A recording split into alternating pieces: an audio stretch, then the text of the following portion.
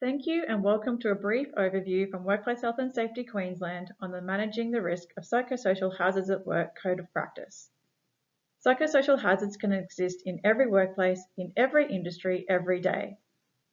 The release of this Code of Practice is an important step in keeping Queensland workplaces safe, healthy and productive. Before we get started, we would like to take the time to respectfully acknowledge the traditional custodians of the various lands on which we meet today, and the Aboriginal and Torres Strait Islander people listening to this session.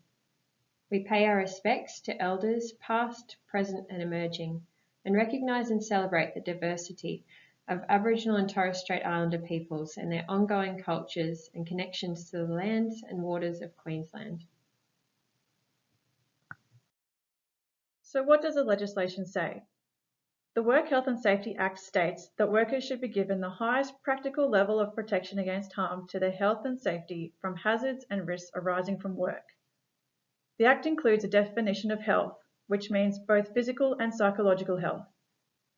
There is now also corresponding sections in the regulation that specifically address psychological hazards or risks to psychological health. The Code will underpin the regulations and provide practical guidance on how to achieve the standards of health, safety and well-being required under the Act and regulation. Under the Act, duty holders must comply with an approved code of practice so far as is reasonably practicable or follow another method that provides an equal or higher standard of health and safety than is outlined in the Code. There is also a range of guidance material available that provides information to employers about how to manage psychosocial risks at work.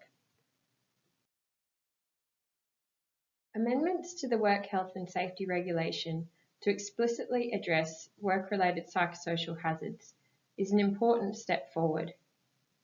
In particular, the regulations will raise the profile and awareness of existing duties and remove ambiguity regarding the obligation to manage risks to psychological health at work. The introduction of the Code and the regulations will provide clarity and certainty for duty holders about their existing obligations to ensure that risks to psychological health are eliminated or minimised under the Act. They will also assist the regulator with enforcement activities by providing a clearer framework for compliance action. The Code outlines the minimum standard for managing risks to workers' psychological health that may result from psychosocial hazards.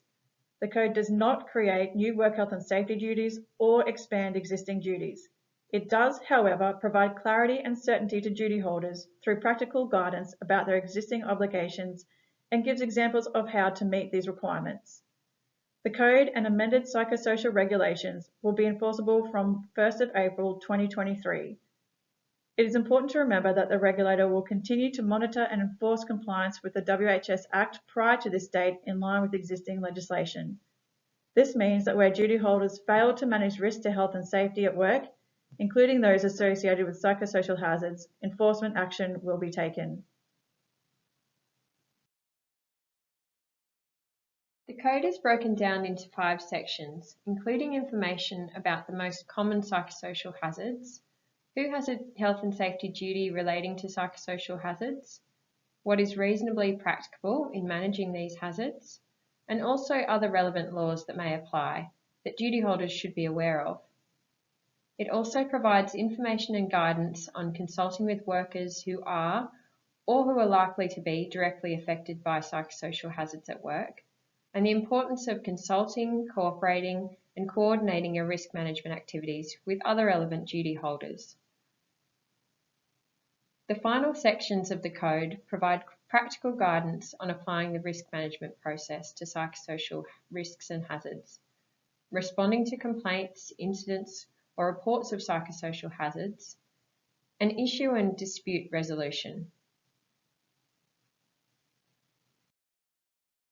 Let's take a step back and discuss what we mean when we talk about psychosocial hazards and psychological health and safety.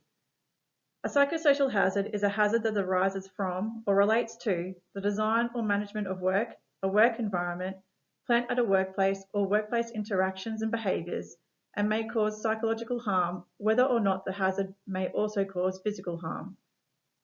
Psychosocial hazards can create harm through a worker's experience of frequent, prolonged, and/or severe stress response, where stress is defined as a person's psychological response, for example, feelings of anxiety or tension, and physiological response, for example, the release of stress hormones or the cardiovascular response, in relation to work demands or threats. Psychosocial risk is a risk to the health and safety of a worker or other person from a psychosocial hazard. Workers are likely to be exposed to a combination of psychosocial hazards at work. Some hazards may always be present, while others only occasionally. Psychosocial hazards and their effects are not always obvious. Some psychosocial hazards, when present at low levels over a long period of time, can accumulate to significantly affect psychological health, while other psychosocial hazards may cause harm more immediately, such as a single stressful event. In many circumstances, psychosocial hazards will interact and combine to create the risk of harm. Common psychosocial hazards that arise from or are related to work are explored in the Code and may include high and/or low job demands, low job control, poor support, low role clarity, poor organisational change management, low recognition and reward, poor organisational justice, poor workplace relationships including interpersonal conflict, remote or isolated work, poor environmental conditions, traumatic events, violence and aggression, bullying, harassment, including sexual harassment.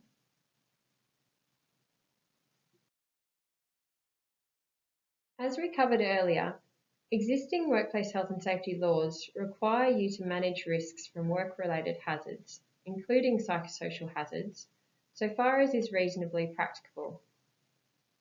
Psychological health and safety does not happen by chance or by guesswork. Duty holders must manage psychosocial risks in accordance with the legislation. This includes identifying hazards, eliminating or minimising risks, controlling risks in accordance with the hierarchy of controls, and maintaining and reviewing control measures to make sure that they remain effective. This process is known as the risk management process. You will find practical information in Section 3 of the Code on how to apply this process to psychosocial risks, including ways to identify psychosocial hazards, how to assess the level of risk they may present, how to identify and implement control measures to manage these risks, and considerations for maintaining and reviewing these control measures.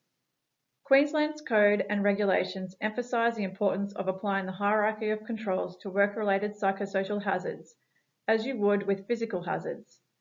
This ensures higher order, or more effective, control measures are implemented in the first instance wherever possible, rather than relying predominantly on lighter touch methods, such as administrative controls. And remember, all of these steps must be supported by consultation. The final sections of the Code provide information on how workers can be encouraged to report psychosocial hazards, including issues resolution. It also outlines principles that can be applied when responding to complaints, incidents or reports involving psychosocial hazards, and also when to notify the regulator. Workers may be hesitant to raise or discuss psychosocial hazards due to privacy or other concerns, particularly in relation to hazards like work-related bullying or sexual harassment. It's important to consider consultation and reporting processes that address these concerns. This may include anonymous surveys or reporting methods, particularly where workers are in insecure or precarious work arrangements such as casual employment. Finally, the Code of Practice includes a range of resources to support its application in your workplace, including case studies, examples of psychosocial hazards and control measures, example policies, and a risk register. Failing to manage psychosocial hazards can not only lead to work-related stress, but may result in psychological or physical injuries, lost productivity, a poor workplace culture, and low morale. The release of the Managing Psychosocial Hazards at Work Code of Practice 2022 is an important step in keeping Queensland workplaces safe, healthy, and productive. You can find the code and a range of additional resources publicly available at www.worksafe.qld.gov.au.